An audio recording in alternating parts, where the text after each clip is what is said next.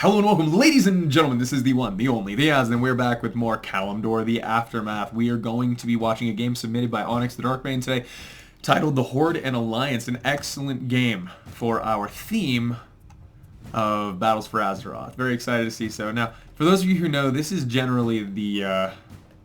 I'm going to try to remember to always roll back my mouse whenever I'm scooting around. We've taken off the health bars. This is how the game is normally played, at this distance. You were not expected to play the game at that distance further than that. You have to understand that this is a grand scale strategy game. So, truth is, you don't often want to be that close to the shit, and a lot of the times, although it seems like war, the health bars are pretty important still because of the sheer number, preponderance of AoE spells that are on offer by crazy enemy units like that. So, let's go ahead and read off... this was not the newest version, but that's okay. The newest version has the Zandalari, and I played a couple as them, and I'm super excited to put those replays up. But for now, we will be doing a different replay. Hopefully one that is just as exciting, because in previous versions of Kalimdor the Aftermath, we've seen the game freeze up. I'm hoping we do not suffer that problem. Not freeze up, but what it does is units just stop moving. It's the weirdest thing. I totally don't understand why. For now, the Horde will be taking some control points, moving around outside of southern Ashenvale, on the west side of the continent, doing their best to just sort of harass. They've also managed to piss off a small contingent of demon units in Ashenvale itself. And while it looks like, oh wow, Jacob X actually dropping down a couple Night Elf frigates into the waters in Ashenvale. Wow, that's super weird. And they can actually like patrol all the way up and down these rivers. Actually, controlling the water in Ashenvale may be more important than I've ever actually understood. Can you imagine filling the water around here with battleships? That would fuck so much. Anyway, Orange, our ogre player, is making sure to kill off as many of the wild animals out in the world as he can, as that will enable his demis to summon them, which is pretty awesome. The beast hunters, there we go. They'll be able to summon either a eagle, a bear, or a wolf. Or all fucking three. And there's like 6 of them, so you can just drop kind of like a mini army in detection anywhere. It's very good, but if other enemies manage to kill off those creeps before you can get to them, you are not going to be able to summon those units. Your hunters will remain a little bit handicapped. Kind of a balance that they put in there.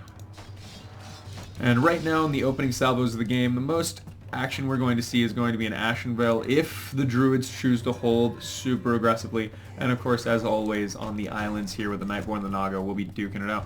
The Naga I have not seen much aggression out of yet. They've grouped up some units played by Linanek. The Naga are taking over islands, wiping out Donkey's small base here, the Mage Tower. Yeah, well that's unfortunate. Very sad. And, alright, looks like Night Elf aggression beginning to finally move down. Ah, fuck, I forgot it. Alright, well guys, we are in the shit in Ashenvale Forest right now, and just to the east of Astronor? Yes, just to the east of Astronor, the Horde is beginning to more fully engage with the Night Elves, and holy crap, that's loud. Ah, let's fix that. There we go. And I have to say, it looks like the Night Elves have this perma invisibility thing, which is crazy difficult for a lot of races to deal with, especially at nighttime engagements, and you need to remember that as a Night Elf player. It's super to your benefit. But yeah, the Horde player is absolutely stomping through. Blue, what the hell? Jacob X is not a dumb player from what I know, but he's just letting it happen. He doesn't give a fuck. Chandris went down. Tyrande still unmoved, unused. And we're seeing, oh god, the old gods have begun to move into Silithus, finally driving back the druids that have held them in check for so long. And yeah, we're probably going to see our druid player, a little bit of attempt here by the chimeras to turn around, give a zappy zappy, but then they're going to need to leave here pretty quickly, because my guess and experience has almost always been, I'm dying, but also that the old gods are stunningly good. And as you can see from them just holding the line right here, these Faceless One Brutes are insanely powerful. They are one of the best tanky units in the entire game. And they soak up so much damage. Meanwhile, hopefully, you know, in the back lines here, your heroes Velcor specifically is casting his AoE heal that will keep your army tip-top shape, at least the ones in the back, they're taking some damage. Very good use by the wagon horrors here, trying to get up close. If you can take out Cenari and hold the towers, the druid towers, then become vulnerable. Up until that point, they are invulnerable and super frustrating to deal with. And dark green managing to land on the island containing Magister's Temple here just south of the main troll base. And a naval engagement is taking place as the trolls realize they will lose the majority of their naval auras and advantage once this base is no longer theirs. And in addition to that, the dark green player is able to summon Zergt Hydramon, an extra hero added to his army, which specializes in ranged combat, buffs, and summons. Shocker. Also a dick ton of AoE. But with the Orc Juggernauts here on the front, I'm confused. Did we lose track? I'm just wondering. My name's Jimmy Glick. Yes. It's not my best impression, but I'm working on Jimmy Glick. Yes. Oh, he talks like this, sort of. Ooh. No place to hide the ships from assault. No. Caesar will encounter the water too easily, though. Yeah, well, maybe. I mean, right, you think, oh, I'm trapped in Azeroth. Wow, what is this? Jacob X now all over the place, losing reinforcements randomly to assaults on the Horde base, but the main brunt of his forces now, I'm sorry, deflanking his way into this situation. If he has a shipyard of any kind, he could make this super hard on Red, because Red's siege is about to be in a bad position. And but anyway, the Druids and the Night Elves are beginning to flank the army that is sacking Astronar. And suddenly Thrall, Cairn, and I'm assuming that's two here. Yes. Thrall and Cairn and their Orc army are in a small bit of danger. They can certainly get out of it. But Tyrande looks pissed, and I know Jacob X, so yeah. And what's this? Some light blue donkey navy coming in, beating the crap out of yellow too, now that that situation is handled. I would love to see more light blues actually support their dark green in the naval fights in the beginning, and only because it gives you so much advantage in the beginning. It really is. Like, if you can snag the island, snag all that stuff, and also be able to choose where you're going to land when you're fighting the Horde, it's just so good. And especially have your shoreline bases that you're reinforcing from have support from your... Oh, by the way, the Horde is aiming Tyrande Whisperwind, and it's absolutely going to work. Like I said, a lot of damage done, a small bit of danger, but unfortunately, Ranger failed. You'll need more than a Ranger. And Purple invading the island now, taking over. Yes, the last. You can see Fandral Stag. I'm trying to get in the fucking boat. Ooh, Jake just barely manages to get Fandral Stagham into a boat, saving him from death at the hands of the old gods.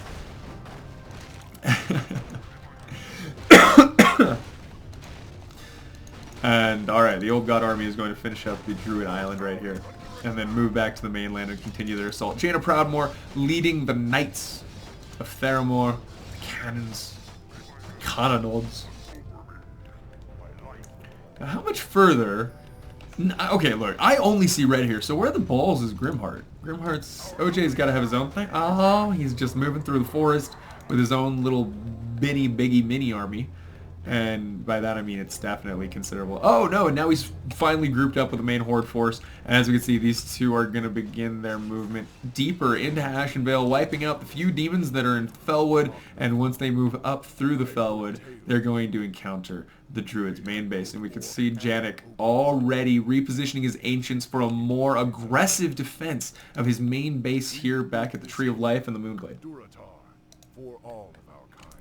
Duratar is as much your home as it is mine. Yeah, does that mean OJ got... Stay a while. Accept what Stay a while and listen. The Naga, in the meantime, engaged in an epic battle with the Nightborn right now. The Nightborn currently have their Glaive Throwers and an excellent selection of casters and magisters have heal and dispel magic. Meanwhile, the sorcerers have been upgraded to slow and invisibility. Unfortunately for most of them, mostly only going to use those first two spells.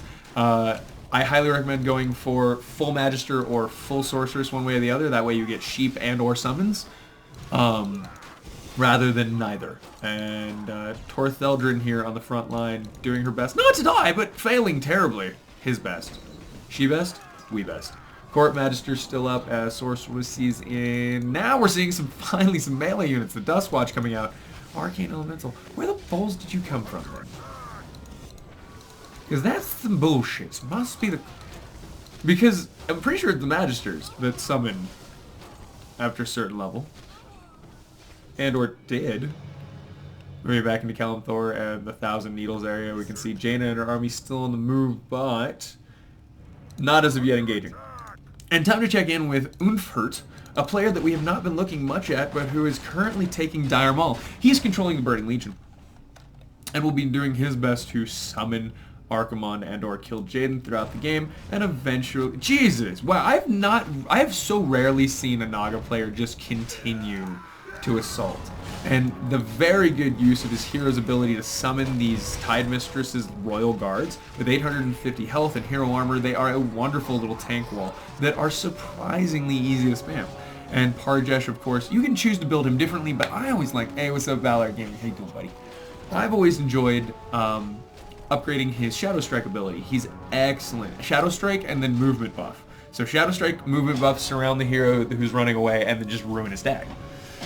Now, what he needs is actually going to be more of those Naga Sirens, because they have the Dispel Magic ability that he needs to get rid of all these Arcane Elementals. That is what our player Seven. Oh, not a bad player either. I know that name. This is going to be interesting to see how this plays out. He's managed to retreat back into Suramar with a decent number of units. To me, at least, that means... he's going to be able to hold this for a long time. Suramar having the ability to turn all units within the area, buildings, I think it's units as well, into invulnerable status. Sorry, I got lost there. But in the meantime, Rexar heading up north just past what the fuck was that place called? I always forget. Nighthaven? Anyway. Along the coastline in Kalimdor, the very northwesternmost coastline, he's run into some Naga bases, and he's going to wipe them right the hell out. And we'll see if our Naga player decides to be a little bit more hesitant before he goes into Suramar. You can see he knows. He's got the turtles, he's got the siege, very strong siege, I want to mention. They sacrifice range for this insane amount of health, 1100, and spiked carapace, which return damage to melee. So if you want to run in there with your melee and try to do a bunch of damage, you will be taking a bunch of damage. Yusef 1123, in the meantime, streaming north finally, and will actually be engaging against the Burning Legion. And the Old Gods and the Burning Legion are a very fun fight because they both have insanely powerful frontline units that are hard to kill, very strong spells, and AoE heals. The AoE heals coming from Shivara on the demon side, and of course the other AoE heals on the Old Gods coming from the Karaji Death Speaker elite unit that you can build from your main building, and one of your heroes. You can see already going off, keeping his units tipped off. He's going to have to individually micro the really damaged faceless ones if he wants to keep them alive. But in the meantime, I think Pink is going to be doing better. I believe, if I'm not wrong, that the armor difference is pretty intense. Wow, okay, sorry, we gotta move in here now, because it looks like the Old Gods have managed to summon up some tentacles. That means that he's decided to spend some of the mana on his elite units on that spell, which will raise these tentacles that will smack and bash and hit, which are not bad. With 180 range and fast attack speed, 26 to 30 damage, they can really add up over time. And the one thing that our demon player is really lacking right now is siege, proper siege. Yusuf has that in the form of his Wagons of Horrors. And yeah, as you can see, every unit that dies is coming back up as a tentacle, and he finally, the Legion is being forced back, trying to run before he loses 2 minutes to Shivara.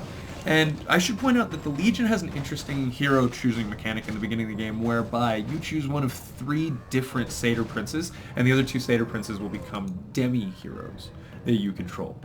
I believe they each can, they have the revivability on a 240-second cooldown, so, you know, you can lose them occasionally, just don't lose them twice in a row and be an idiot. Don't lose him and then retreat and let your demi get surrounded when he revives. Like, it's pretty easy stuff, but you'd be amazed how often even I forget. Hi, Yusuf. How you doing, buddy? Good to have you join us.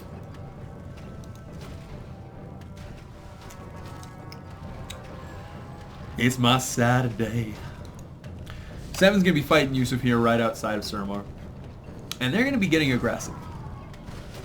Mostly summoning Arcane Elementals to offer some kind of tank wall. The most damage that Linkenek It's weird. He has such a beefy army, but no real insane, like, win the battle units out on the field. The Naga and the use of the Naga and the Turtles is kind of smart because they both just have so much health and heavy armor that they're great. If 7 started upgrading his ranged attack damage, that would be very, very bad for very, very many people. The Old Gods continuing to stream into demon territory, and they get blocked at the bridge here, but stream across the small river and start to surround. And once again, Prince Xavius Zavalis forced into retreat. Prince Kellen and the other guys, they're just not enough, dude. The Voidwalkers, 2/2 upgrades, and use of it 0/0. I should say that Void Callers are stupid insane, and the only unit that can kind of counter them that's as broken is the new Zandalari unit that was introduced. It's one of the casters, and I'm pretty sure one of their abilities is just they get 65% more magic damage added on to their base attack. And when you start upgrading it, that percentage continues. It's really good. I don't know, Yusuf, did someone get your name? Did someone steal your name, bro? Because the Legion and the Old Gods are just currently still duking it out here just south of Badlands. And north of Feralis. It's very important to re-listen to your own cast, because I started, upon listening to my own cast, I often, while not looking, could not understand where engagements were taking place.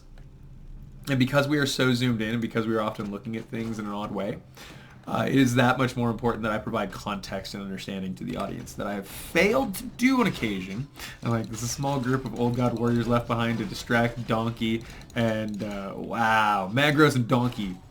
Very aggressive now, Alliance players, moving deeper into Western Kalimdor. And the Old Gods have to worry about getting flanked here. You can see, I think he's actually running back. Yusuf refusing to allow himself to get caught out. Sure, he could have kept pressing the demons. I'm sure the demons are like, yeah, that's right, boy, you ain't coming my territory. Look at the size of my sword compared to my legs. It's ridiculous, ain't it? Yeah, it's more to the size of my body. But ignoring all that. Oh god, I really like the skin for the Elite Marine. Come back, Elite Marine. I just want to watch you run around. Even his picture's pretty cool. Mountains aren't, though. Are we going to see Naga? No. Okay. Old Gods heading back up north, or moving out to see if... He's moving out to see if the Alliance really wants to play this game. Oh, I'm sorry. I didn't quite hear you. I do believe that I must have been hearing things incorrectly. Jacob, we have not checked in on the Night Elves in a while. I'm super worried about them. I'm a little worried, because the Night Elves are not reproducing their units. Oh, don't do this to me, game! 17 minutes in, shit stops functioning. We're just gonna pretend that Jacob X is doing his own thing, you know what I mean? Like, he's got 2 control points, he doesn't have enough money to res a hero, I can't be angry at him. He's not talking or communicating, and that's fine, and sometimes that's just what they do. I'm just on fucking edge because I've seen this happen before. I love the warlords yelling, Troll warlords on the front lines along with serpent wards, and they're going to crash in the gates of Northwatch Keep along with the horde right now. The main forces of Thrall and Cairn, while OJ continues to harass and fight in the north, Ashenvale. Yeah, Rexar's more than happy to be on his own. And it looks like we might be seeing some kind of an assault now. Arcane constructs being created. These are heavy, heavy units for our Nightborn player. They possess siege armor, and they require an upgrade to be built before you can even really start building. And the Naga are opting to not attack from the front. They're going to attack from wherever they can because they say, we're fucking Naga. We can swim. Why would Jesus? Oh, Yusuf saying he remembers this. Don't give anything away. No spoilers. We're watching. And if the shit keeps working. Alright, so here's the great thing about being Construct. Because they have siege armor, they do not get targeted immediately. They basically serve as this weird little breaker wave for your enemy to get confused on. But Elisande needs to be very careful. While still in Suramar, she possesses a higher level of health reach up, but she's gonna die. She's gonna fucking die. Just wandering directly into that enemy army for no reason whatsoever. And the constructs are now backing up. You can tell that he's finally noticing that, oh, this is a serious issue. I've lost the only hero I really have left, and now I could die. I could very realistically die. Suramar doesn't get a lot of second chances. Suramar is a very well defended base that has like 3 options for allyship, and if you don't take any of them and you don't reach out, there's a decent chance you get killed. If not, you can become a very strong solo race, but it's super hard to do. You can see the Naga have swarmed in from literally every entrance, and despite the attempts to build some ships, right now it's looking a little rough. Oh, Suramar has to activate!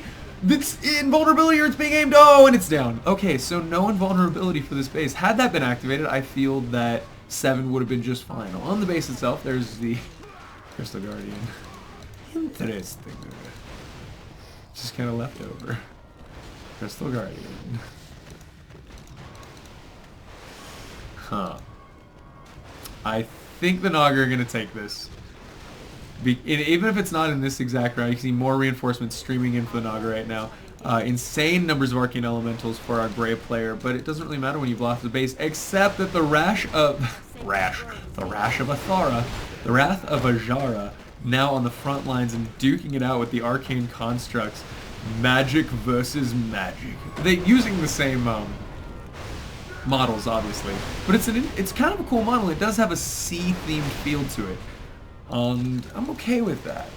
Time Mistress Athisa going to be aimed by these Arcane Constructs right now. It looks like Grey trying to lash out and get a little bit of revenge. Will drive that hero away at the very least, and with so many summons out here, I don't know if the Wrath of Ajara is going to be able to carry this fight. It's a hero that you can summon as Naga once your Tide Mistress Athisa reaches level 10, or level 7, and it can be summoned from your Eye of Ajara. In the meantime, let's go check back on mainland Kalimdor, not on the Nightborn. The Old Gods are once again on the move to the north through Feralis and up into possibly Stone Talon Mountains and Ashen Vale itself. We're seeing a small comeback from Jacob X. He's back on his feet and attempting to fight the Legion and anyone who wants to take over. However, he and Teal are going to have to stop Rexar and his small army of Horde, which actually they should be able to do. Proper usage, it seems that our Druid player, Jake1227, he's already built up some Fairy Dragons. So if he parks those correctly during the fight and activates them, there are a ton of spells that are going to be activated. Not only the Bloodlust, but my guess is that he is going to have his heroes, yes, and at least one Beast Hunter. Or alternatively, and I think he might have a Chimera or two. Tell me you have a Chimera or two. No? Alright. If he were to get a Chimera or two, and Blue also could get some Hippogriff Mountain Archers, just flanking that siege would legitimately almost hobble this army beyond its ability to remain an effective fighting force in enemy territory. That punch of siege landing all on your line at once is so strong. Am I going to play multiplayer later? Yes. Yes, I will be. Probably Kalimdor the Aftermath, since that's what we're casting, and then we'll move right on to it thematically.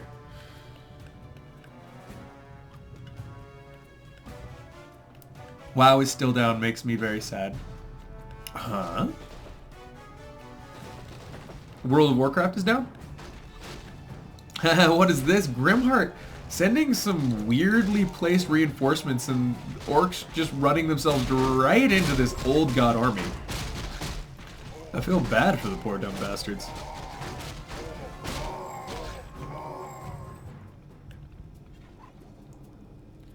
Alright, we're gonna stream our way through the lands. I know where I'm going. What's this? It's under attack? By what?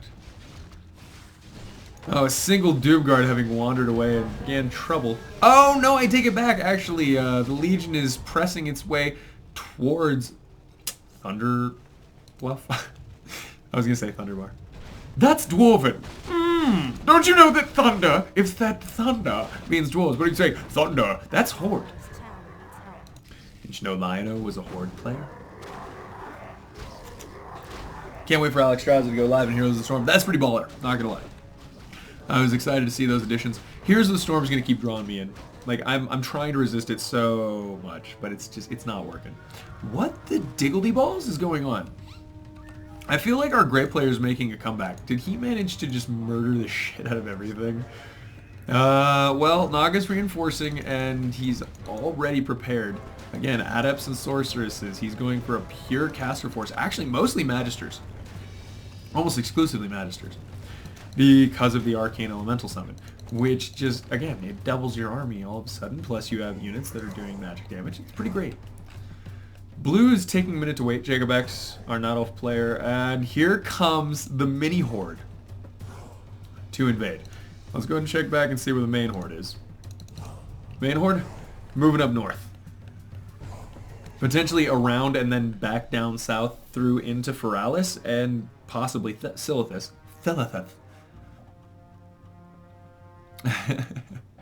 Yeah, no, I'd love to play HOTS with you guys. Get a team together. Be blessed. And the Alliance still just kind of hanging around Theramore, making sure that they're going to be safe. They don't want to put themselves in too vulnerable position. And we can see Linkenek is trying his best to go ahead and aim things like these towers one by one. He knows that all he has to do is accomplish something. If he goes in and kills that tower, it's great. Seriously, fuck Naval, can't even upgrade them. Why are you so angry? Is it because you lost the naval battle? I feel like it's because you lost the naval battle. No, you can't upgrade them. But you had the advantage if you take back your Magister's Temple, which I'm guessing you don't control. No, that's Dark Greens. So yeah, probably still going to have a very hard time with naval. The old gods, take it back. They swept a little bit east, and they're going to be heading up into the Barrens now, and could potentially come into conflict with the southern heading Alliance army. Oh, yes, I want to see it. Fight, fight. Oh my god, and for some reason Yusuf has his siege leading the confrontation, so they may actually get killed. Unfortunate to lose 3 of your hardest hitting units right off the bat, but it looks like that is going to be what happens here. Yusuf, oh no, 2 of them. Hi Yusuf. Oh wow, Yusuf, you're so aggressive. Immediately with the fuck off, okay. Mini Horde, doing a pretty goddamn good job so far. Gonna aim Toronto Whisperwind, probably kill her super quick because Jacob X doesn't show any interest in keeping his heroes alive at any point in this game ever. Retreating, but forgetting that you can't just tell a unit that's channel casting to move. It'll just keep channel casting. So now, again, Mini Horde. Grimheart has his work cut out for him if he really wants to break through Jack. Jack has got a decent number of keepers, wonderful frontline units, and the mana fairies. And the old gods are continuing to try to run away from up. And I think Yusuf saw that a bunch of his faceless ones were right on this line, and if they attack now, it would allow the rest of his army to kind of move for a little bit, so he took a second to make sure that that was completely blocked off, but now his units are suffering from the poison-tipped arrows of his enemies. And that's always a little bit frustrating. Now that Yusuf has a more clearly defined line of battle, he's going to turn around and fight in this choke point. I think this does actually give him the advantage. Ooh, but Net's already coming out and dragging down his destroyers. The Alliance now buffing up. The destroyers need to get back in there and get rid of that buff if they can absorb that magic. Not only will that, there we go, you can see huge swaths of that buff coming off, and now Curse dropped on them, meaning that they're more likely to miss their attacks. And the destroyers will now be able to engage in AoE attacks, which do so much damage slowly. Oh, you can see the combination of the siege and the destroyers now with their AoE attacks able to do damage, completely forcing the Alliance back. And they're smart enough to realize that this is a situation they can't win before they lose too many units. You can just see that the Faceless One brutes were not going down. They're at 2/2 upgrades now, 33 to 45 damage and 9 armor, 1400 health. That's tough to beat. The only thing that's tougher to beat than that is a fucking Tomb Guard, which the Horde does not give a damn about because Cairn Bloodhoof is wading into the demons with a Bloodhoof Rune Spear and hacking them apart, much as though this were the battle for the Ancients. I don't know why Cairn Bloodhoof is running away. Just keep fighting and healing. Don't fight me. Fight Horde. Fuck you! Fuck you, right where you stand. Knockout with 12 and Nightborn with 4. I feel like Linkenek is really killing it as far as control of the island goes and make sure he's getting the creeps. Little work. Interesting. Using ghoul models for Worgen is not a bad idea just because of how, what Worgen are. That's smart. Those animations make a lot of sense for a feral unit. The Alliance has been driven back, but once again wants to engage. Here's the thing, and I love about this, is you are kind of forced to engage because you have heroes. Heroes force you to engage in Warcraft 3 because you cannot fall behind on those levels. You cannot afford to have things running around that are so much higher level than you. It's amazing fun with friends like Cho'Gall. I'd play with you if I don't play that often, but it's great fun. Yeah, no, I'm sure we can have a good time, guys. Don't worry about it. In the meantime, the Horde and the Trolls are starting to wipe out the rest of the Legion bases that remain in Kalimdor. Legion is not looking too good right now. He's going... Horde is 3 players, for fuck's sake. Yeah, I know. But they're not doing all that well. I mean, what do they have? Like 17... What? 25 control points altogether? Nah, that's actually pretty important. Thermo Carteris with 11, Old Gods with 9. The Horde is definitely the biggest threat right now. And so far we haven't seen anyone stand up to them, but if the Naga and the Old Gods ally, if the Old Gods ally with anyone in fact, it's going to be a hell of a time. Sentinels and the Druids still trying to... Oh my god, the mini Horde has decided to add siege units and Wind Riders to... Oh god, it's going to lose Tyrande, you know it. Janek completely not moving. This fight has as of yet to really go down. It's just harassment from Tyrande. And again, at nighttime they have permanent even while moving invisibility. It's so good. And people do not utilize that enough, and I certainly didn't when I played the race. The Alliance, oh my god, once again in a fight, having summoned Onyxia, gonna take her out and get the, I think, sword, right, for Varian? There it is. Charlemagne, the Shadow Reaper. After Varian was split into 2 people by Onyxia's magic, the 2 ultimate found each other again and resolved to slay the Black Dragon. They were granted the Elven Blades, Shaltor and the Shadow Render, and Amelain the Reaver by Jaina Pradmore, who aided them in the assault on Onyxia's lair. Dark Green, get the fucking thing! Oh my god, the Old Gods are here, which means that in all likelihood Jaina's going to have to hold off while Varian gets that item. Adds Purge effect to all attacks, adds 10 bonus armor and 10 strength. So his health, his armor, everything about Varian is now much stronger. And he purges on every attack, making him a wonderful hero to take out casters and or heroes. Alright, so let's go ahead and examine the forces that are on play here right now. Mangros and Donkey with an insane number of cannons that can do a lot of damage if they're attacking the right units. And as of right now, the right units for them to attack are not on the front line. In fact, Yusuf is going to lose a lot of his Faceless One Brutes here, or at least several of them in the ensuing retreat. And it looks like Suramar once more under assault. Again, the main base gone, but our Nightborn player not giving up. He's not going to just give up. Let's attack Old Gods and leave this 25-9. Yeah, no, you got that. You got it right. So, still, I'm assuming OJ is just cordoning him off. He does not want to get involved. Farseer got solo mana regeneration. Well, you can't have all the advantages in the world. You have to have a few things you're not good at. Sorceresses and Ada Magisters, again, only unit that the Nightborn are choosing to use. Elisande, very strong, has the Tidestone of Gul'Ganath, which adds a brilliant aura. She needs to be closer to her units for it to be effective, but I'm wondering if he's thinking about hopping on a boat right now, because this assault is probably going to break through. The Magisters are running out of summons. And the Arcane, he needs to micro them back a little bit more. It's really frustrating to see so many slowed Naga units just sitting around and realizing that you could outrun the goddamn things if you just microed a little bit more. Just a little bit more. Just a little bit more. But that's okay. It makes for a pretty epic looking fight as the Naga wipe out Suramar. The Wrath of Ojara is still very much alive, and you can see how quick the health regen is on that unit. It's a very powerful unit that if you lose, you're going to be very sad about. And it looks like, yep, there goes the Horde. Finally beginning. The mini Horde. Oh, good goddamn. No. What happened is Grimheart built a barracks. 2 barracks, in fact. And then Julian teleported in. The full strength of the Horde will now be assaulting the World Tree. And as of right now, let's go ahead and take a look at things. Jakehart has a number of mountain giants on the front line, but with their heavy armor, magic resistance, and hopefully damage resistance being upgraded at this point, and yeah, replenishment aura from the tree, they have the advantage. We can see all of these fairy dragons being parked right here, and it looks like some of the air units being directed to directly assault them one by one. As you can see, he does not want his casters getting wiped out by just 6-7 fairy dragons. Once they start hitting on these bloodlusting shamans, game's over. But the Night Elves are holding the line, except just on the right side of the conflict here. That's starting to cave in. But Remulos still doing his very best. My god. I think the Horde has this. There's just... the health bars don't lie. The upgrades don't lie. Oof. 4-4 upgrades for our red player, and 3-3 for our orange player. Again, Druid's not giving up entirely yet, but I think we see where this is going. Toronto will once again channel cast to her death. Remulus will eat a stun or two and then get surrounded. Oh, and targeted down. Yay, nice. Oh, Idol of Remulus. There we go. That hurts. Julian saying, okay, Nidals are now completely gone. The Naga has almost completely finished taking out whatever this was.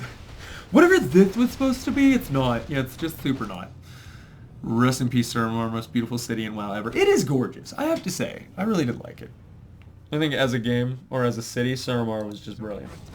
So the Horde has managed to just completely take over the World Tree. Nordrassil now in the hands of Grimheart, our Ogre player. Dark green and light blue don't seem too eager to do much about it. No, they're gonna sit around and do dick all.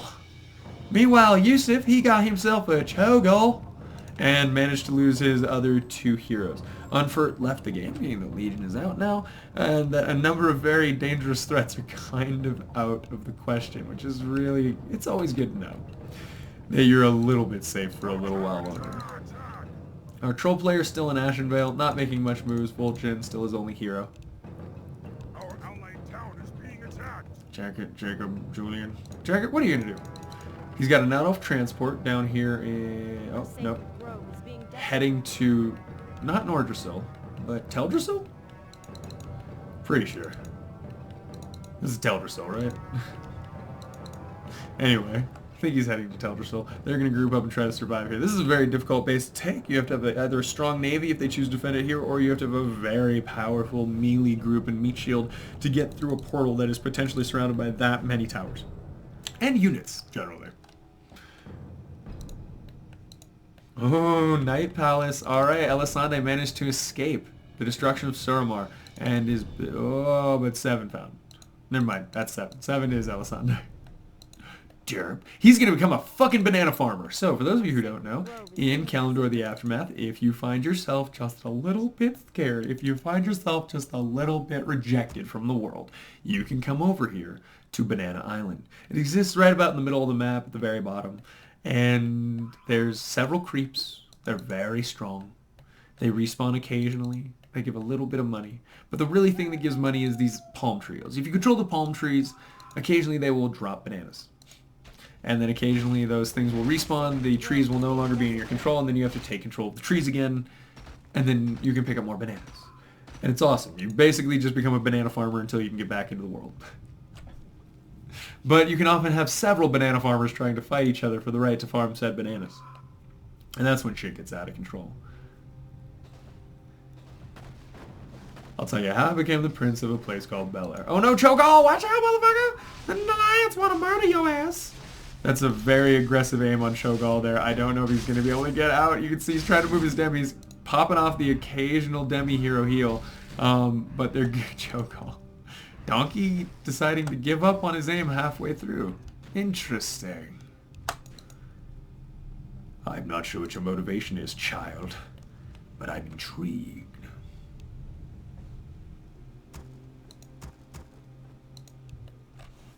And I never did change my title, did I? Kalimdor, the Aftermath.